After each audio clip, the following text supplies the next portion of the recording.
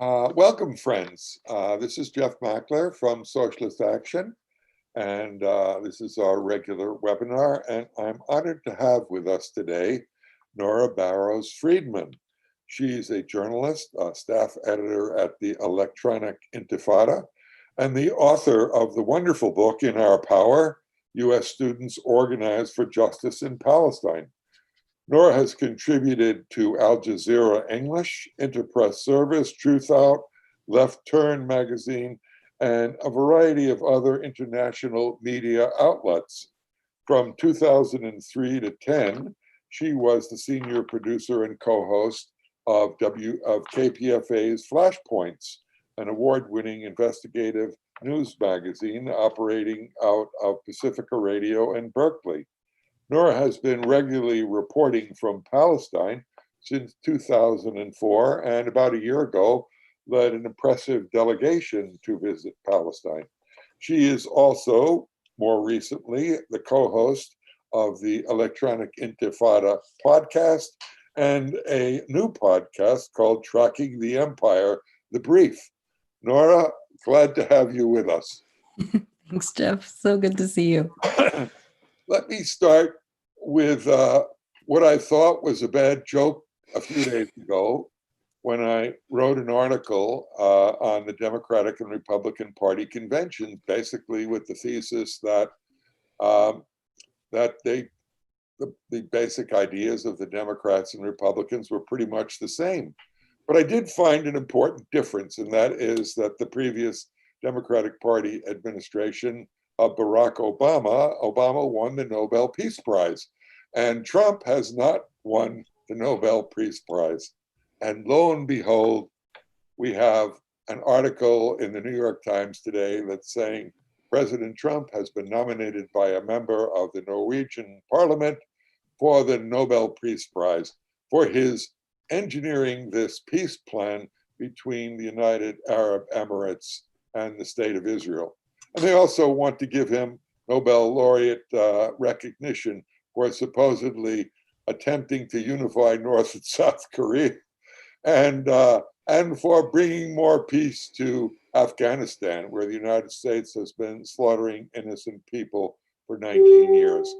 We go from the point of view, sometimes history repeats itself. The first time is tragedy, the second time is farce. Tell us more about this peace plan engineered by Trump and the White House. I mean, I think farce is a good word for that. It's strange to call it even a peace plan, which is what, the New York Times and Trump himself has said, when it's between two countries who have never been in conflict. So that already is odd. And secondly, it's, this is just kind of like formalizing a normalization effort that has been happening for decades between Israel and the United Arab Emirates.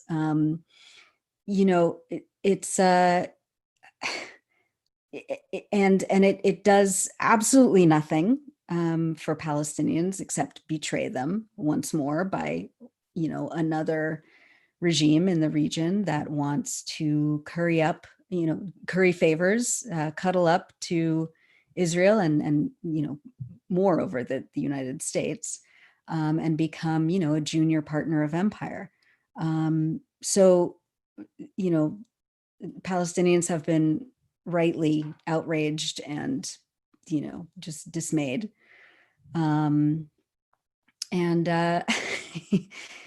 It's just, when you look at the atrocity that the UAE has been involved in over many, many, many years now, especially in Yemen, just the fact that, that they are on this plan now is going to allow them to purchase more arms, more, warplanes and jets and bombs and everything from the US. They were hoping to get a blessing to do so from Israel. Israel is now kind of dragging its heels. Um, but one of the main stipulations in this so-called deal was to have Israel stop annexing the occupied West Bank. And Israel said, I think just hours after the deal was signed, they were like, "Oh no, we're not, and we're like pushing ahead. We have our settlement plans, and we're keeping them going."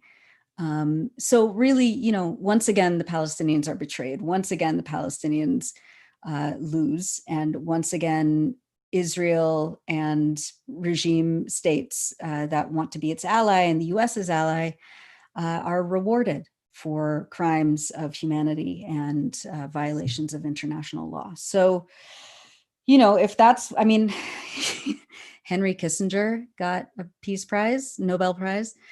Obama got a Nobel Peace Prize. So I don't even know if the Nobel Peace Prize means anything anymore. Given who they've given it to in the past.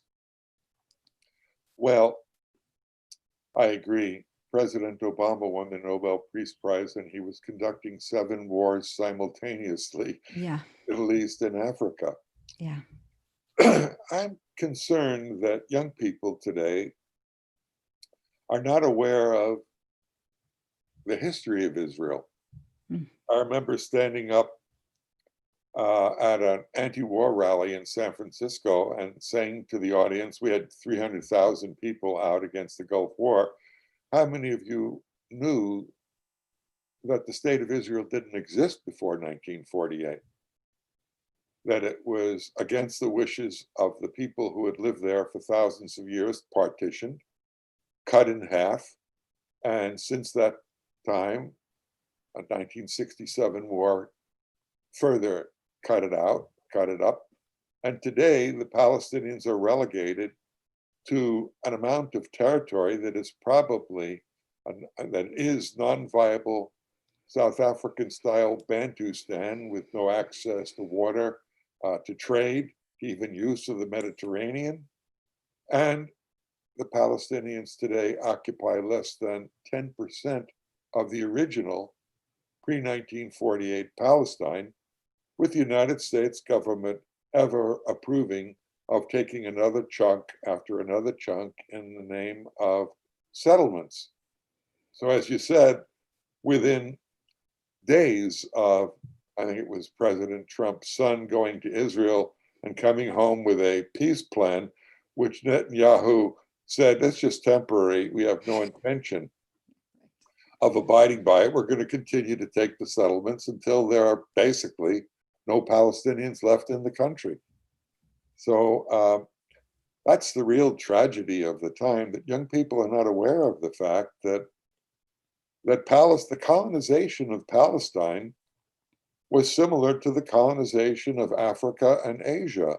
Imperial nations conquered it, divided it up, controlled it, exploited the resources, and persecuted, if not enslaved, the indigenous people.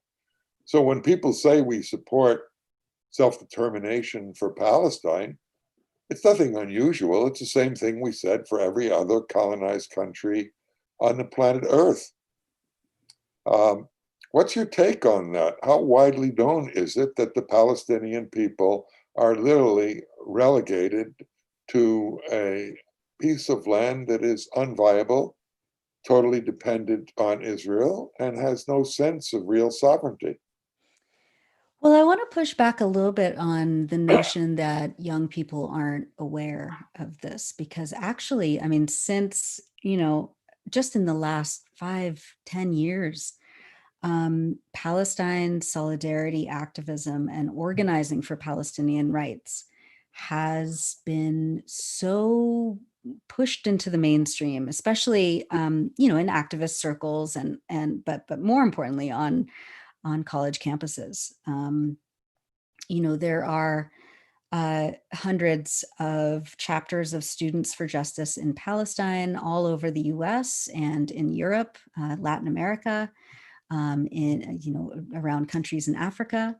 And it's really this very global international movement where all over the world, students, young people get together and they, they organize protests. They support boycotts against Israeli products. They demand that their university administrations divest from investments in companies that do business with Israel. And you go to any college campus right now, and you have the SJP chapter marching hand in hand with all sorts of different student groups on campuses.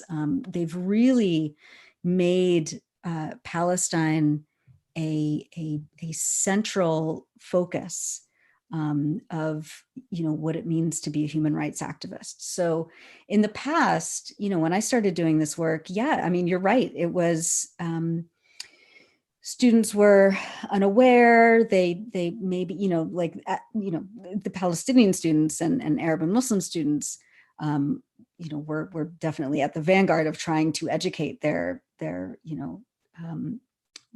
cohorts, their classmates, about what was happening in Palestine. There was a lot of suppression on campuses. Professors and students were kind of afraid to even say the word Palestine. But now I think because of social media, because of independent media, and because of these organizations really coalescing around issues of freedom and liberation and self-determination and anti-racism and anti-imperialism, anti-capitalism.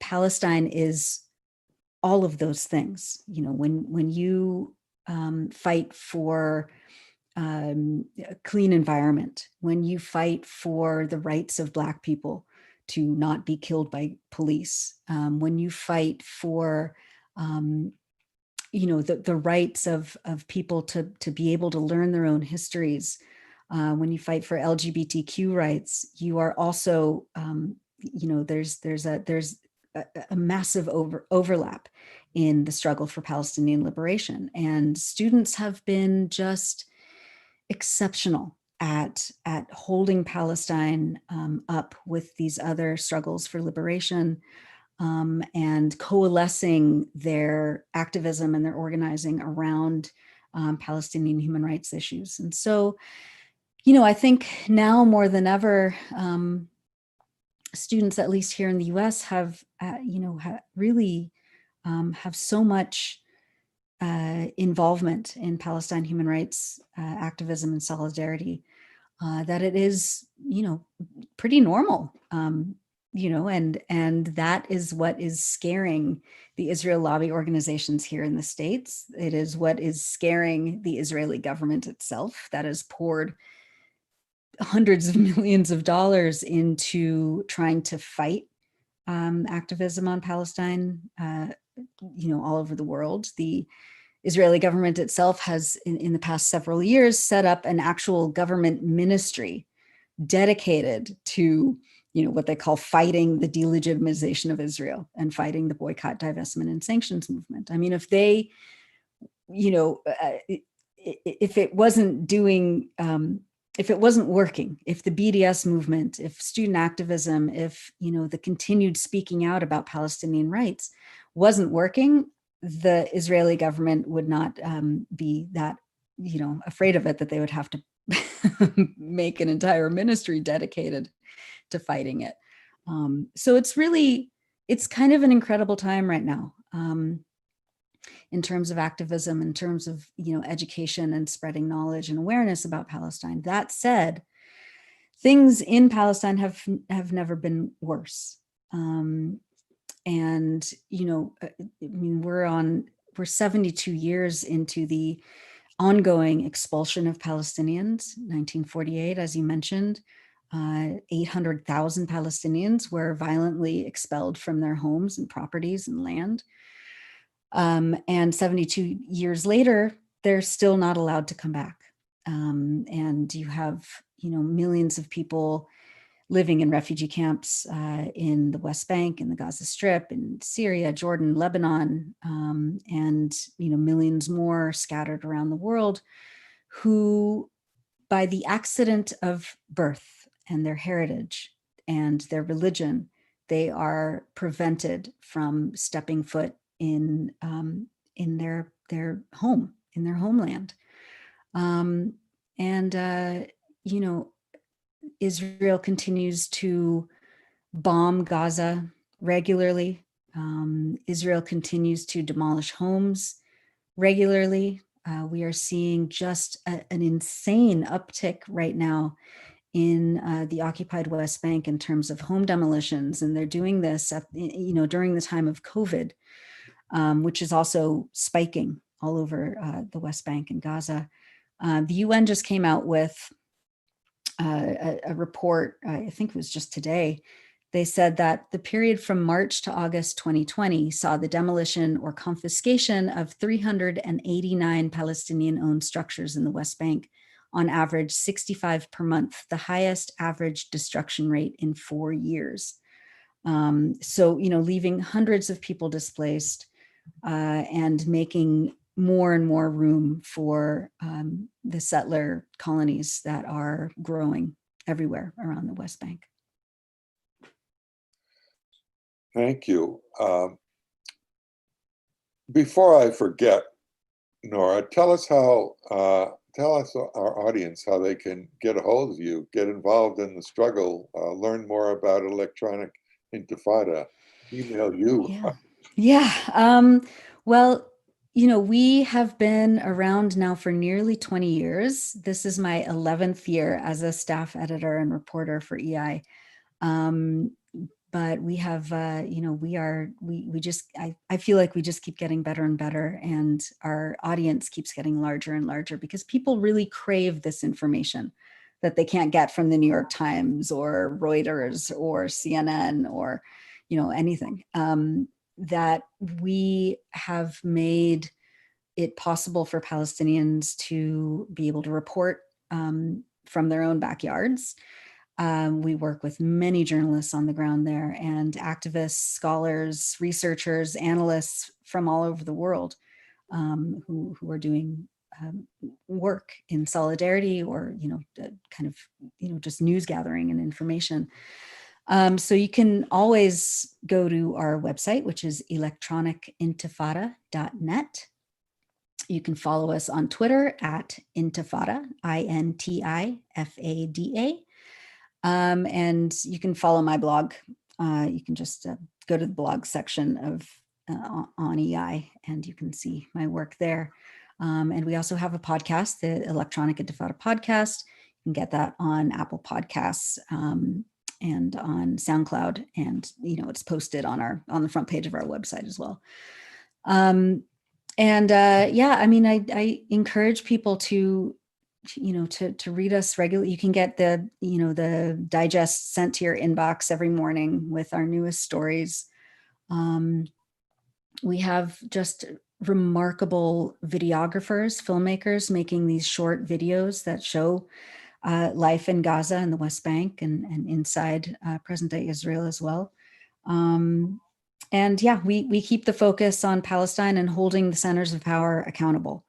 And challenging the bias, the dominant narrative that always prefers Israel's wants and desires over international law and Palestinian rights. Well, thanks. Let me pursue a couple of questions. Mm-hmm. I agree with you that the BDS movement has a big traction in the United States. It's forced universities to divest. It's forced religious organizations to major ones, Mm-hmm. formally condemn Israeli policy.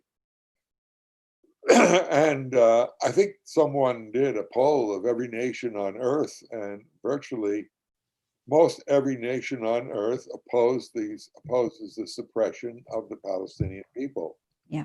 And for a long time, that wasn't the case in the United States, but the most recent poll figures are showing a great solidarity with the Palestinians.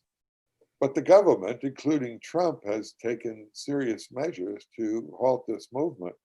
From what I understand, they passed legislation, bipartisan, Mhm. that threatened to withhold certain federal funds from universities that tolerated uh, Palestinian organizations that were anti-Zionist, with the argument that the government in this legislation defines anti-Zionism with anti-Semitism. Right. And in the same context, students demonstrating against the Zionist policies in Israel of exclusion, murder, taking land away. Um, some of them have been punished, suspended, if not expelled. And it seems a number of college professors have been Mhm. dismissed. Some of my old friends on the East Coast who have been writing books on Palestine and are experts on the environment suddenly found that they were accused of horrendous deeds and ramrodded out of their position. Yeah. How deep is this countermeasure of the Trump administration going? Are there efforts legally to defend the students who have been victimized? Where do we stand on that? Yeah, no, it's a really deep problem. Over the past, God, 5 years, I guess. Um, let's see. Now it's up to 30 U.S. states. So, 3 out of 5 states in this country have passed measures intended to suppress or even outright criminalize the support of the boycott, divestment, and sanctions movement. Let me explain what the BDS movement is and what it's not. It in 2005, 15 years ago, almost exactly, it was July of 2005, hundreds of Palestinian civil society organizations came together and basically built a document that called on the international community, international civil society, to adopt and support them, to adopt the BDS movement and support them in holding Israel accountable, precisely because the governments of the international community, namely, Western governments, the U.S. and most of the European Union, have failed to hold Israel accountable for its crimes and its violations of international law that happen every minute in Palestine. It was specifically modeled on the boycott, divestment, and sanctions movement anti-apartheid organizing in South Africa under apartheid. And it means that boycott, you do a consumer boycott. So you and me, Jeff, we don't have political power, except I hope you do very soon. um, we can't sanction the Israeli government, but we do have consumer power. So we can choose to not buy products like Sabra hummus, for example, which is on the shelves at every grocery store in my neighborhood. Sabra hummus is a company that is owned by the Strauss Group. The Strauss Group has given tons of money to the Israeli military, and specifically one of its most elite and lethal army units.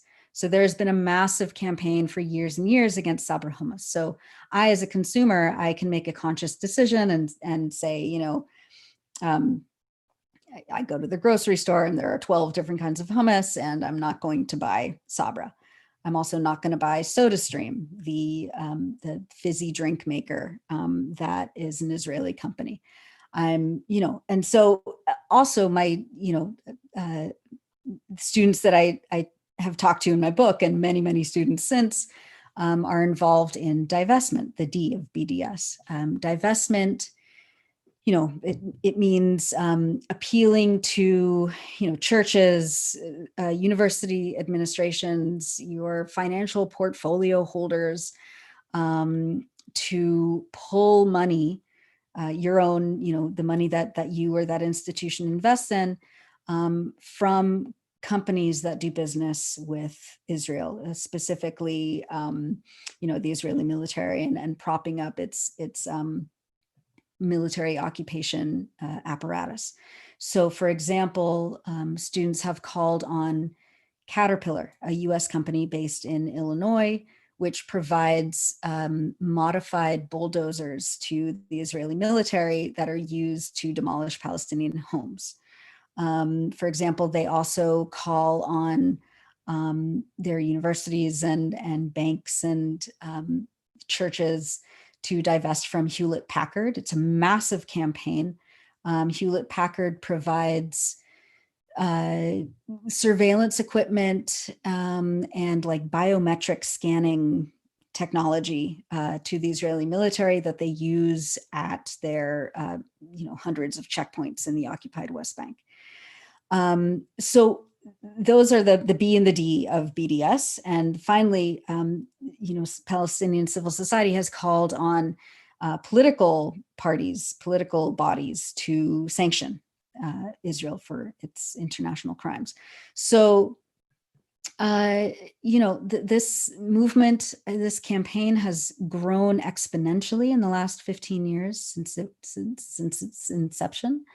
And the Israeli government has, as I mentioned before, has deemed the BDS movement and any sort of like human solidarity activism as a way of delegitimizing Israel. And they say that it's like economic warfare to deny,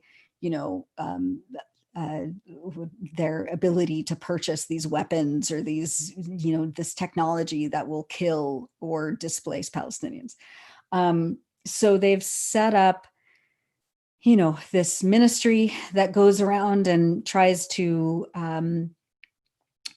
suppress activism around the world. They demonize the BDS movement. They smear BDS activists as anti-Semites. And then they also work with US politicians who want to cozy up to empire. And, those who accept Israel lobby money in their campaigns.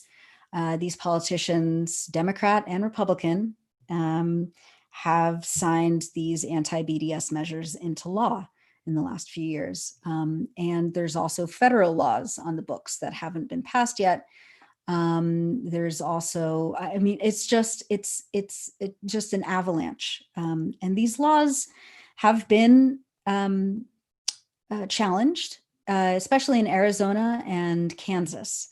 These anti-BDS measures were found to be, a violation of the basic right to free speech, and Texas as well.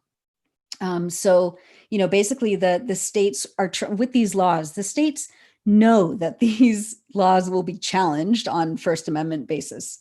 But they do it anyway in order to stall activism, in order to strike fear into activists, especially young Arab and Muslim activists who are already hyper surveilled by the state.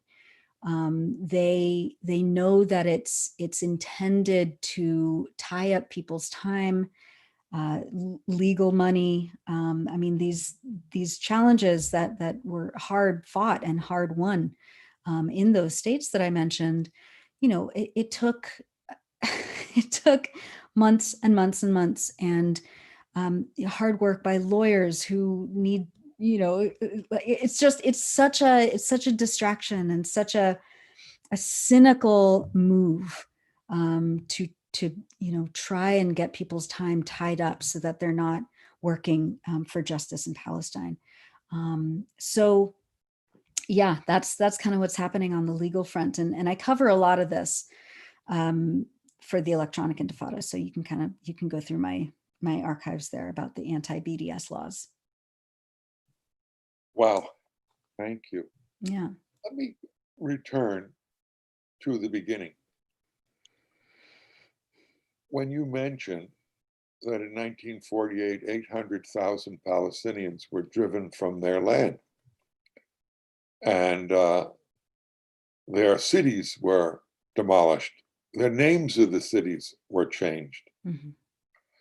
At that time, in 1948, there was a worldwide struggle by oppressed people on every continent to get the imperial occupiers out. When I was a youngster, my dad got a Rand McNally map that was like 8 feet by 4 feet and put it up on the wall. So before I went to bed, I would snuggle up and look at this map, and I was 14 years old, and I began to memorize it. And it had countries like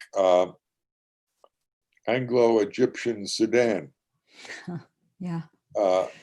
Portuguese Angola, Right. French Equatorial Africa. But every single country on the map was colonized and assumed to be part of the British, Spanish, Portuguese, German, Italian Empire. Mm-hmm. And everyone in the Middle East considered the formation of the state of Palestine to be a British, because the British had control of Palestine because of imperial conquest. The quote, sun never set on the British Empire. And the whole Middle East had been divided up by France and England, essentially. Yep. So here you have every other Arab liberation movement in every country saying we don't recognize Israel because it's no different than the colonization of the rest of the Middle East or the rest of Africa. So the initial Palestinian organizations didn't recognize the legitimacy of the Israeli state. It was an ABC for everyone. Anyone who looked at Africa or Latin America or any colonized country said, you know, if you were progressive, we support their right of self-determination. They didn't support the Dutch controlling South Africa. We didn't support an openly apartheid state based on the racist notion that blacks were incapable of governing themselves. So basically, the Palestinians wanted to drive the occupiers who had destroyed, occupied, and taken over their land by force. And the Zionist movement, which until World War II was a minority movement, countered that everybody is against us has to be anti-Semitic. Right. But every Arab country refused to recognize the state of Israel, even until yesterday, the United Arab Emirates. It was a norm for any Arab country to say that an alien force has, by force and violence, colonized our country and created a racist, colonial, Zionist settler state. Yeah. Today, that Israeli state, so I would say up until 1973, no Palestinian group would recognize the legitimacy of Israel. But as the colonization developed, the PLO shifted positions and came out with a view that, okay, I've sent so many people of Jewish origins here, let's form a democratic, secular Palestine with the right of the Palestinians to return, and we can function democratically and have a democratic society. That was seen as a major change in the Palestinian Liberation Organization position. Jews, Christians, Muslims, Palestinians can all live together with the right of return in a democratic state. That was a minority position for a long time, although it was supported broadly by the Palestinians. But it was a bit of a retreat. But it was the position of the PLO, which at that time was wholly representative of the Palestinian people.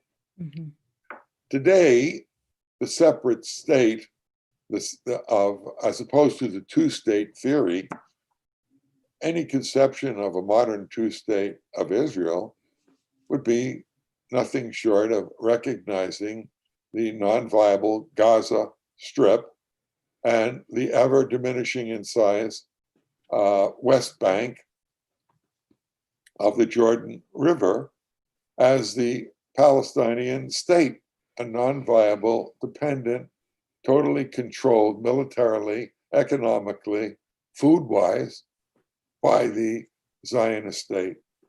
Where does that stand today? What level of interest is there in the democratic secular Palestine?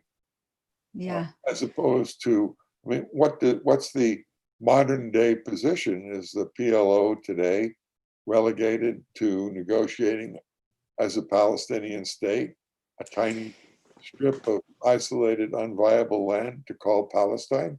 Yeah, I mean it's upsetting to see, well, the PLO was forced to make concessions that, many scholars, intellectuals, people on the street were like, what are you doing? This is, you will sell out our rights. This is during Oslo in the 1990s, the early 1990s. The Oslo Accords were meant to be a temporary solution toward a peace process. And this like idea of a two-state solution was kind of solidified during that process where there would be this like mythological fantasy of two states living side by side in harmony. That was never the goal for Israel. Israel wanted maximum land, minimum Palestinians, since its inception, since the Zionist Congress were meeting in the late 19th century. We have seen the Palestinian Authority now is still kind of wedded to this two-state solution fantasy. The entire so-called peace process, I mean, it's nothing more than just slips of paper in the wind, because what every single attempt at like a peace process brings, it never mentions Palestinian right of return. It is always Israel's terms that set the agenda, and Palestinians, the Palestinian Authority, unfortunately has been subservient to the Israeli demands. And Palestinians on the ground, they are upset, to put it mildly, with the Palestinian Authority, which has a quisling leadership that hasn't had elections in more than 13 years, that keeps basically this security cooperation system going with Israel.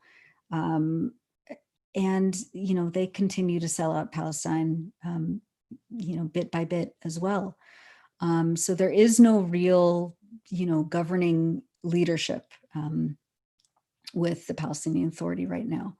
And in terms of a one-state solution, a one singular, democratic, secular state for all of the people who live there, that's what it used to be before 1948. And it's, I mean, it seems like it is the most humane and sane and attainable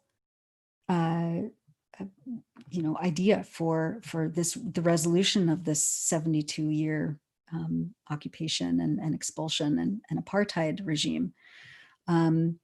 But at this point, yeah, it's Israel that's standing in the way, and nobody will hold Israel accountable. No one will tell Israel that they need to make the basic concessions that are enshrined in international law and the Geneva Conventions and these UN resolutions, Resolution 194 that was passed in 1949 and ratified every single year since, that says that Palestinian refugees are guaranteed the right to return to their homes and properties and receive restitution for that which was taken from them.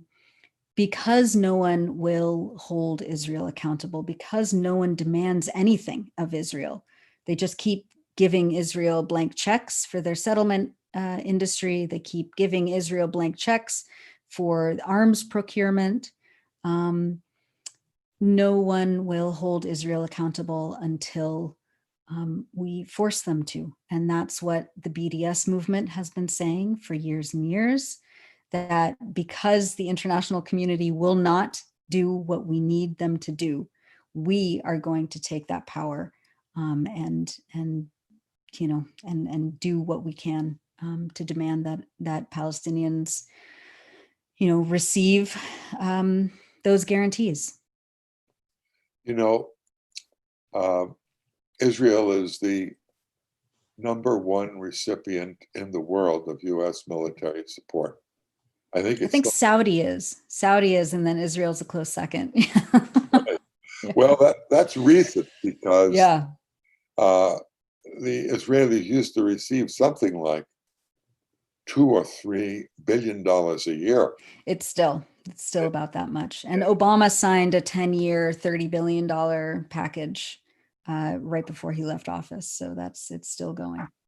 Not too long ago, the world witnessed the Arab Spring, where basically mass mobilizations occurred in one after another Arab country that were all subordinate to either the United States government or French or British imperialism. And the people rose up to fight their various imposed dictatorships. Mm-hmm. Most of the Arab countries we referred to as the Arab monarchies. Some of these countries literally had slavery and had Palestinians being the virtual slaves. When the United States decided to move against Syria, it called on its allies in Saudi Arabia, United Arab Emirates, Qatar, to basically provide the military forces to overthrow the government of Syria. Mm-hmm. And Israel too. And what? And Israel too. Israel too. Yeah. And the result was 500,000 Syrians died. Yeah.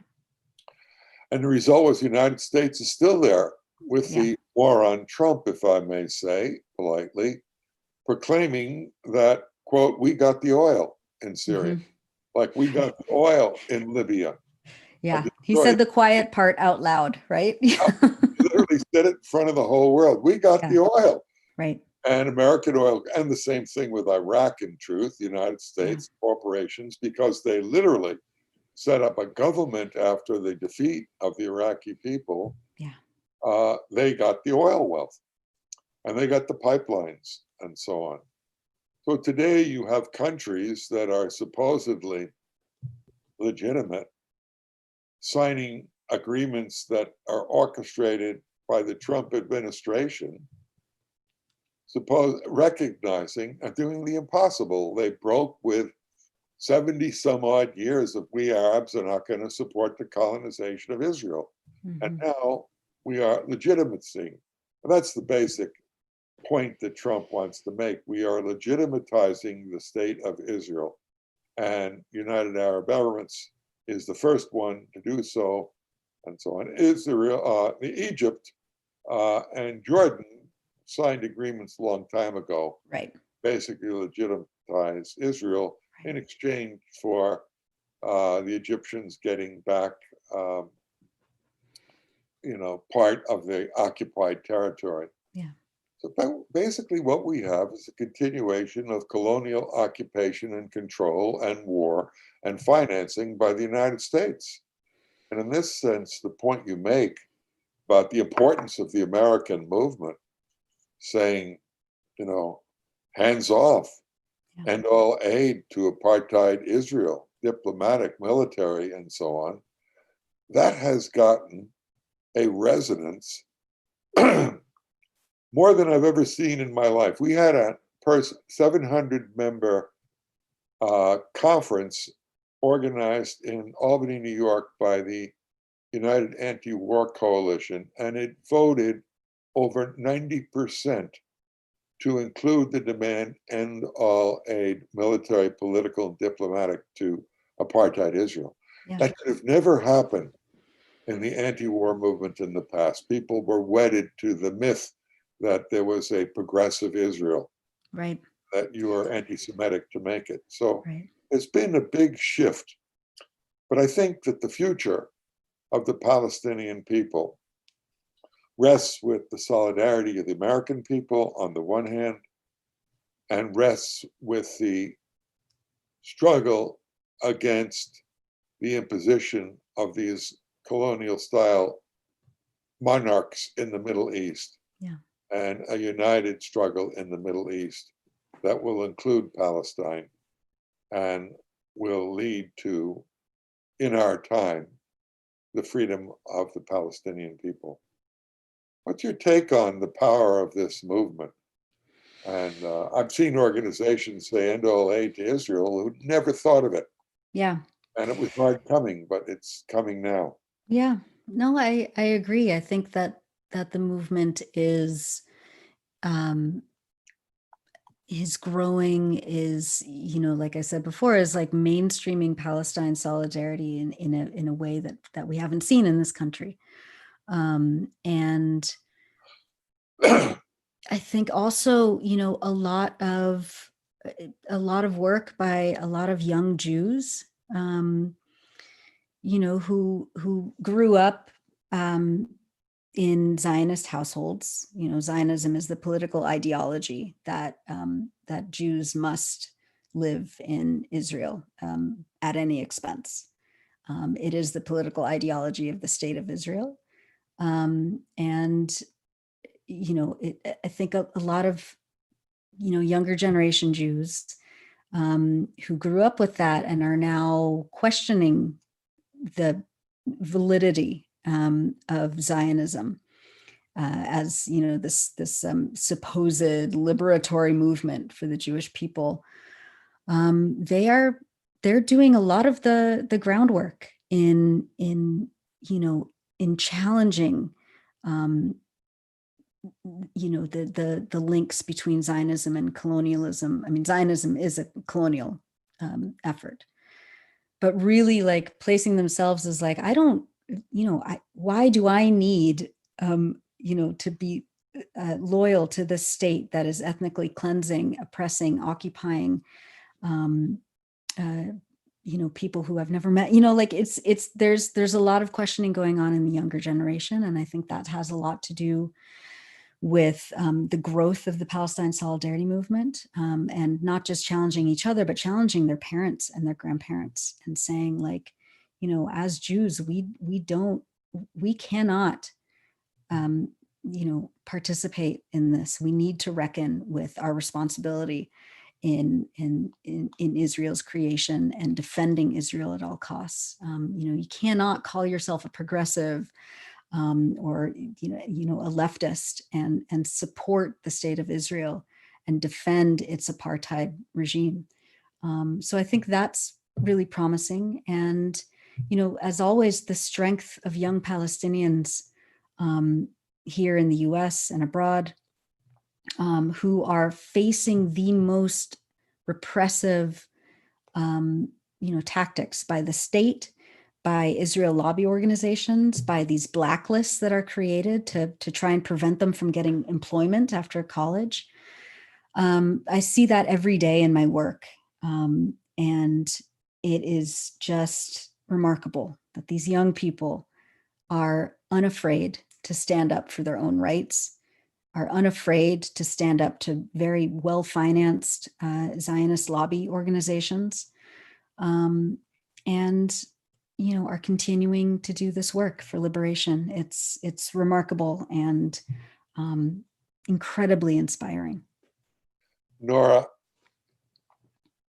I could almost close my eyes and imagine you're talking about the young people in the streets today fighting against systemic racism. Absolutely. Absolutely. And you'll see the Palestinian flags in the Black Lives Matter marches. Yeah. And you'll see Black Lives Matter flags in the Palestine solidarity marches. They are one and the same. And even the Black Lives, the Movement for Black Lives Party platform, or no, position paper, sorry, I'm in two different modes. The position paper was explicit in its support for the boycott, divestment, and sanctions movement and for Palestine liberation.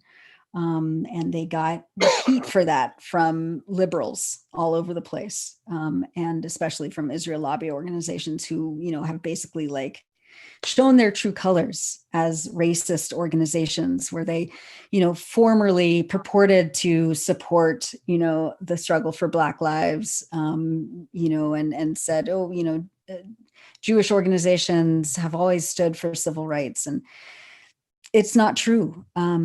These communal organizations who purport to speak for all Jews, they don't. And especially when they use that to try and censor, campaigns like the Movement for Black Lives, because, the Black Lives Matter movement has explicitly said that they will not support apartheid Israel. It says a lot. And so those delineations must be made. The strength of movements like Black Lives Matter is extraordinary, and Palestinians and Palestine solidarity rights activists are right there with them. To take it another step further, when I used to go into the Museum of Natural History in New York City, I saw this big statue of a guy on a horse named Theodore Roosevelt, flanked on one side by a Black slave and the other side by a conquered Native American. Yeah. And we all sort of walked by it saying, okay, that was a long time ago. But slavery was a monstrous aspect of US society that is still, in muted form, still with us. Yeah. And for most people, they didn't think about it. It was only with the mass mobilization of literally 15 to 26 million people over the past couple of months that led to an understanding that there was such a thing as systemic racism in America. Mm-hmm. That there was a qualitatively higher death rate from COVID of Blacks, that the unemployment rate, the job rate, the discrimination rate, the wage differential, the housing differential, which were all covered up. Yeah. And the COVID-19 pandemic revealed this inequality, but it led to not just some modest, very minor reforms, tearing down statues of racist segregationists, renaming universities, removing the Confederate Army photographs in the House of Representatives. They were all accepted as legitimate. When you mention that the history of Zionism was always colonial, the early Zionist movement, as you said earlier, in the 1800s and the early 19th century, were openly looking to agree with the British colonial overseers to establish a state of Israel to administer British imperialist interests in one or another African country.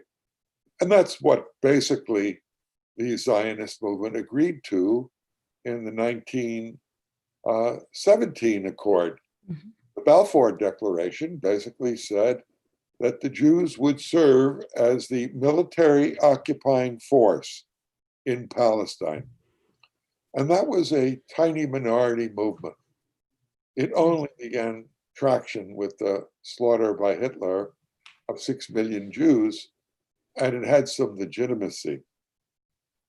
In my opinion, Hitler's slaughter, as monstrous as it was and remains a block on every human being, there's no justification for the displacement of almost 1 million Palestinians and driving them out of their own lands. I mean, if you had that view, you could have given over part of Germany to the Jewish people. So from the very beginning, Zionism was a minority movement of right-wing Zionists who who wanted to occupy all of Palestine from the river to the sea and drive every Palestinian out, which is what they have basically succeeded in doing today. And they now occupy not half, not 2/3, but 90% of historic Palestine. I think that what happened to the Palestinians, I went to a demonstration after the slaughter of Gaza, where 10,000 people showed up in San Francisco. And it was an expose of Zionism, the likes of which I never saw before. It came to consciousness, the history, not just the modern day reality of Zionism, in the same way that, as you say, the Black Lives Matter movement brought the consciousness of the racist history of the United States, founded on the slaughter of the indigenous people and the enslavement and murder of 10 million Africans. I think we're heading towards those kinds of days today. And you're 100% right when you say that the Palestinian place side by side with the Black and even white youth on those demonstrations was indicative of the struggles that are to come. We have a few minutes left, so I'm going to make an announcement. I'm Jeff Mackler. I'm Socialist Action's candidate for President of the United States. And believe me, if I'm elected, I was going to ask you. we'll have a democratic secular Palestine. The United States will withdraw its troops from every one of the 72 nations and 1,100 military bases we have. You can check our website at socialistaction.org, or you can contact us and join our party at socialistaction@lmi.net. Nora, you have the last word. Tell us how to get in touch with the Electronic Intifada, to stay in touch with you, to read your writings, and to be a participant in the struggles that you are a magnificent champion of. Oh, thank you. You can go to electronicintifada.net. We're on Twitter at Intifada. And you can find me on Twitter as well at Nora BF, as in best friend, or Barrows-Friedman. Yeah, we have links to all of our multimedia and articles, analysis, cultural features, reviews, the EI podcast, and everything else, hopefully to help you on your journey toward education about the Palestinian movement for liberation. Yeah, that's about it. I want to thank you again. You've spent a lifetime in struggle for the best of humanity. I appreciate it. And Thanks, again, Jeff, you too. contact us at socialistaction.org, socialistaction@lmi.net. Thank you for being with us at this webinar, and we'll see you again next week, where I will be interviewing Mumia Abu Jamal, Oh, wow. the world's most famous innocent and victim of America's racist criminal justice system. Good evening, Nora. Thanks again. Thanks, Jeff. Right. You can stay with us while our engineer